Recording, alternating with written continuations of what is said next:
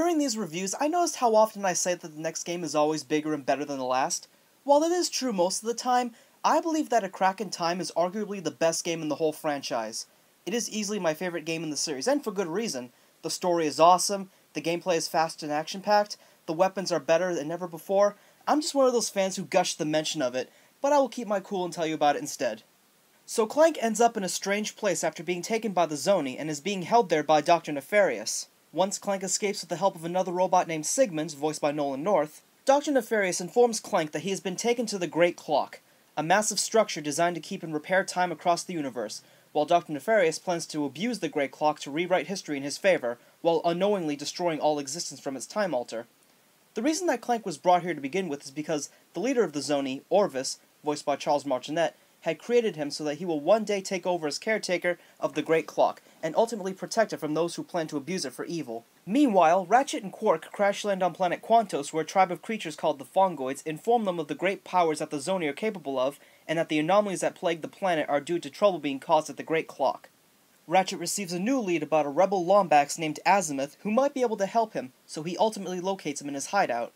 Azimuth immediately joins Ratchet, as he was a friend of Ratchet's father, and acts as sort of a mentor to him. From there, a ton of things happen. There's a new villain who works for Nefarious named Lord Vorsalon, and there's also a race of battle-hungry aliens called Agorians who constantly bully the rest of the galaxy. There are a few time travel segments. Even Azimuth plans to abuse the Great Clock in order to fix his mistakes and redeem himself. Just, oh my god, there is so much going on, but thankfully, the story never feels cluttered with unnecessary story arcs. The gameplay is still the same, but the controls are more robust this time. The weapons are a lot of fun, and 3 of them are customizable, so you can attach different collectible mods in them to change their rate of fire, explosion radius, and such. The other weapons are still very creative, like there's a Sonic Eruptor, which is actually a mutant creature that belches sonic blasts at enemies. You see these little animated instructional videos for each weapon, which add a nice touch. You can also collect Zoni throughout the game, which upgrade your ship, but this time you actually get to fly through space and take part in a number of side quests as you explore a bunch of spherical worlds. Space battles are pretty satisfying, no real complaints there. Combat in general is just as enjoyable as ever, although the variety of enemies isn't quite as diverse as it was in Tools of Destruction. The overall animation and graphics are better for the most part, and the locations that you visit are still full of life. You get to play as Clank in the Great Clock, and his gameplay is just as much fun.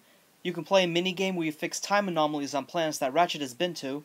And there's also another awesome minigame where you have to record Clank's actions by standing on buttons to open doors, and then going back to walk through the doors to record itself opens it for you.